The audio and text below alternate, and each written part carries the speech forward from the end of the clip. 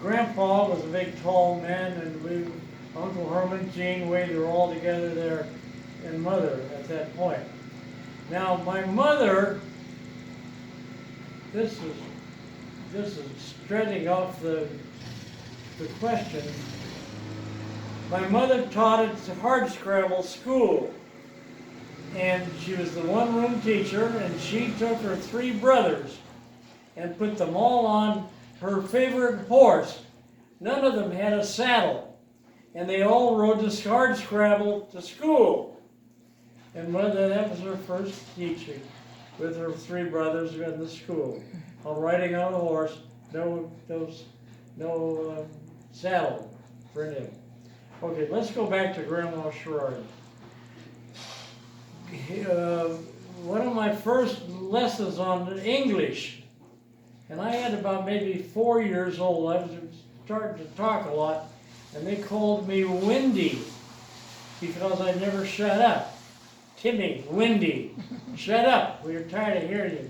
Yap, yap, yap. But Grandma was taking out the garbage to her garbage can out in the alley. And I said, "Can I help you with the cabbage, Grandma?" She said, "No, this is not cabbage, it's garbage." And that was my mother then finally told me, says, "You've eaten cabbage, and this is not cabbage, this is garbage." That was my first lesson on English, Grandma. Grandma would come to us in Marshall and visit us. Kind little lady. And then let's skip on to 1942, when the doctor told Mother that they had to move to Seattle to get out of Oklahoma because the weather, the dust was killing Tom. Tom had pneumonia 5 times in this short life. So Grandma Sherrard told Mother, "Well, Lois, you have to go with Lois." Mother told Dad to get on the Greyhound and go to Oklahoma because Gene and Wade were already out there, and Rollin, and they could get him a job at the shipyards working in the war.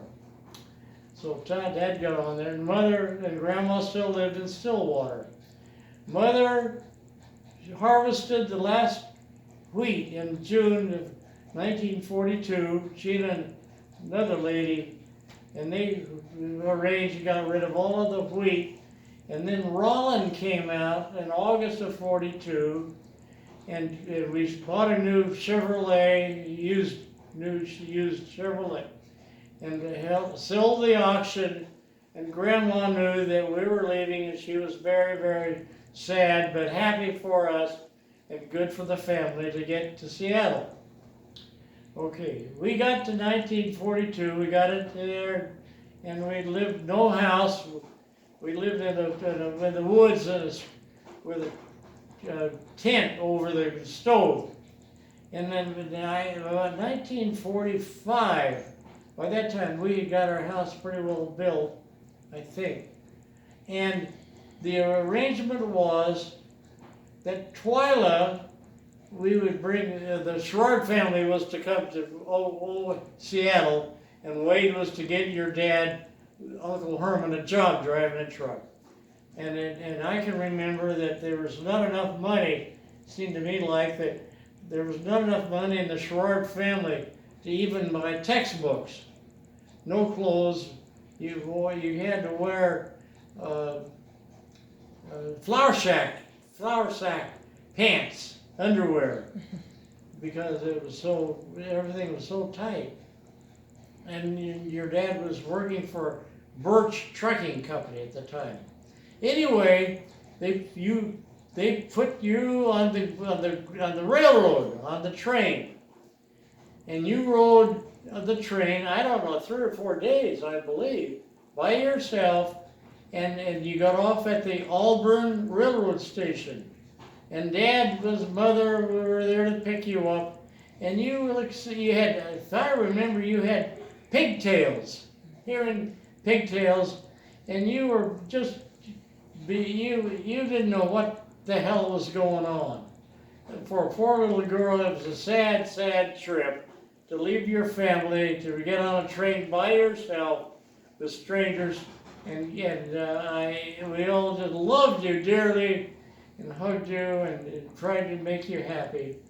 And so then you stayed with us, if I remember correctly, lived with us for a while.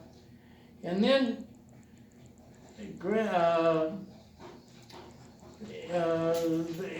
Rigseth, Andrew Rigseth, Aunt Marion Sherrard's father, built a house next door to ours on his land that was the same size, same design, 1,000 square feet.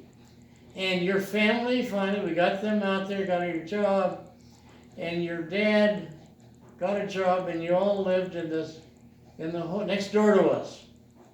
And we got you in school, and you got along very well with the kids and all have you. And then you all, during that time, the Tacoma Puyallup Fair had a big daffodil parade. And you all you ironed your clothes and pressed your shirt, your skirts and everything. It was a big, big deal for the Sherrard girls to dress up, to go to the parade. Well, in the meanwhile, this was a Saturday, and Uncle Herman and I were up in Cedro-Woolley, Uncle Herman driving a truck for Uncle Gene, delivering freight, and I was with him. And we came home about 3 o'clock in the afternoon, and the highway was jammed up with a fire truck, and here your house was burning down. Burned to the ground. Everybody was around looking at the fire because it was next to the woods, and we could have burned the whole country down. They got the fire out and found out that the ironing board had been left on the iron had been left on the ironing board. The iron burned through the ironing board, burned through the floor, fell on the ground, and burned the whole house down. You people didn't have anywhere to live, nothing. No, all the clothes and everything was gone at that point. So we all got together, and I can't remember whether I'm sure that we got in Gene Sherrard, and at that time, Grandma was living in Gene Sherrard's little apartment on the end of his garage in Des Moines. And his boys didn't care about her. They ignored Grandma and what have you. And my mother felt so bad about it. And we'd go see her in her little apartment, and she'd be hunched over and by herself. So our Dick Carter, Arlene, who's here, her father Dick got together and built a brand new cottage for Grandma. Pretty little cute redwood shaped house. Bedroom, bathroom, kitchen, dining room all together. And Grandma moved in. We were so pleased next door because we had Grandma.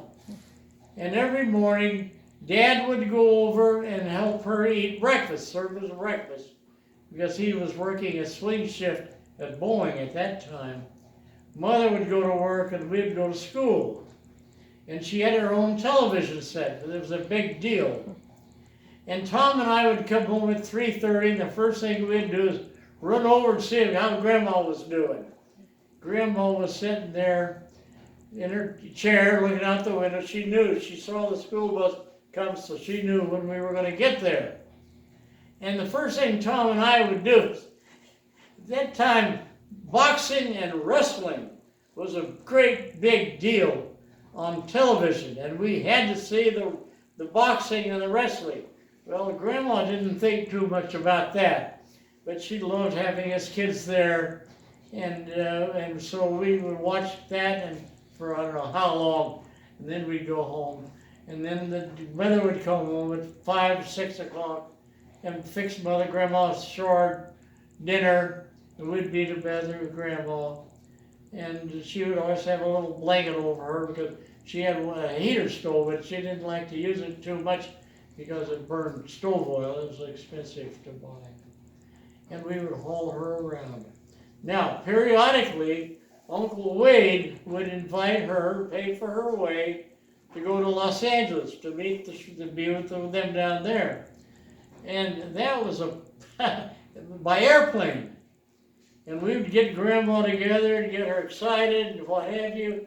And the one thing you could not do is you could not hurry Grandma. She had her own pace. And so here we had the airplane sitting there at SeaTac Airport, waiting to go to Los Angeles, and Grandma was probably just getting out of the car at the parking lot, and the engines was running, and they were waiting for Grandma and the last passengers. And she'd come with her cane, always had her cane, and I don't remember whether they carried her on the plane or not, but then she'd go to Los Angeles. I don't remember how long she would stay. I don't remember any of that. But that was a big, big deal because Wade was one of her, and your father too. All the sons and mother were her children. But Uncle Wade that was a big deal to get to Los Angeles on a DC-3. It took them 8 hours, I think, to fly down there. Well, she'd come back home again, and then she'd be in her little house. And finally her health started failing, and Mother would come home from seeing him, and Mother would be in tears. Tim, I just hate to see Mama, we'll call her Mama. Mama has to leave, she can't take of herself. I can't, Mama, my mother, I can't take care of herself, Lois said. It's time to put her into a rest home. And it killed my mother. Well, then in that same area, Grandma Sherrard applied for a pension. And I think it was the state of Washington pension. And my dad told her, don't do it, Grandma, we're going to pay you, we'll struggle somehow and keep you in money. And Grandma says, no, I don't want to be independent, what have you.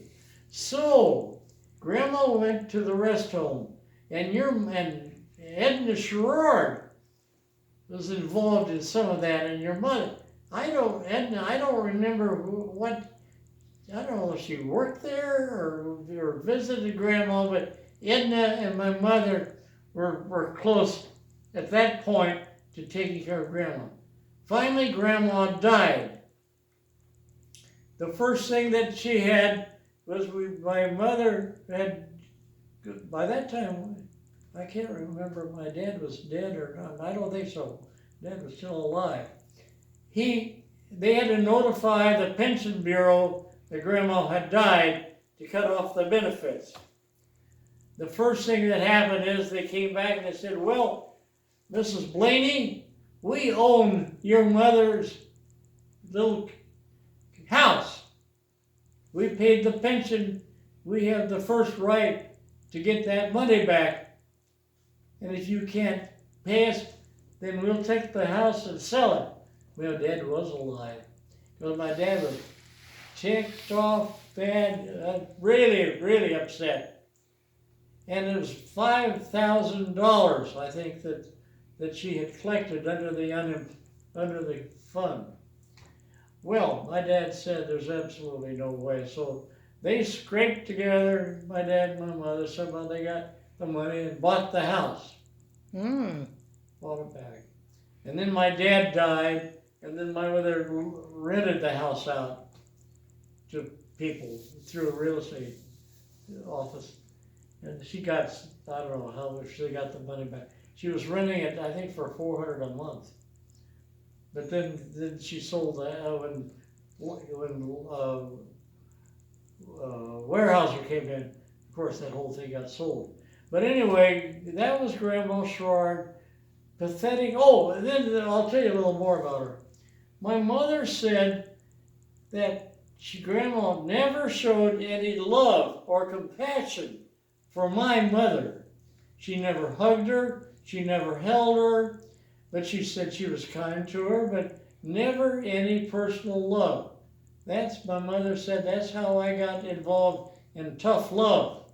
She said, my dad, Grandpa, was the one that hugged me, rocked me in the rocking chair that I think the Schwartz family got the old rocking chair, but my mother said that's where she got the love, and Grandpa would tuck her in bed, but never Grandma. That she was never said. Then they had a little girl, Betsy. And Betsy was, I don't know how old, I think she was 1 or 2 years old. And if my mother was born in 1897, that had 19, I would guess that Betsy was born around 1900. She died of, I think, the influenza. Sad, sad thing. Betsy was a beautiful little girl. It just totally broke everybody up. And to this day, when my mother was alive, she talked about love of Betsy. One year, when Mother and I went to the graveyard in Stillwater, to Betsy's grave, and put flowers on the grave. But my mother never got over it, and she waited for the day when she would meet Betsy in heaven. Oh, good. That was the story. And this is pretty much where I'm telling. Grandma was kind to us. She'd give you fix us a little something to eat, maybe a cup of soup or something. She gave me a suitcase when I went in the Army. I don't know how she paid for it. Gave me a little leather. I still have it full of stuff that souvenirs that need to go in. But Grandma was great. My mother took care of her. We all did. And that's pretty much where I am with Grandma Sherrard. Little woman, she'd walk with her cane, talking along. We never had a wheelchair for her. And but she liked to travel. She liked to ride around in the country. We took her a lot of different little side trips around the town, what have you. Twyla, I hope that gives you, was it Twyla or Margaret? Twyla. Both of I them. hope that gives you a good idea of where I am. And it brings me back when you came to Auburn and how we were so happy to have you. You were a symbol. You were a brave symbol for getting the whole family out of poverty and getting back into jobs and schools and universities and colleges. You're the one that made the leap. You don't realize it at the moment. You certainly didn't realize it then. But let me tell you right now, I'm 86 years old, and I remember clearly when you got off that big snorting steam engine train, scared to death. And Mother gave you a big hug, and Dad, we all loved you, have you. So I hope that helps you make your day. This gives me tears in my eyes just thinking about it. Yeah, sweet. Sweet. That's it. Let's see. I got 18 minutes of you talking.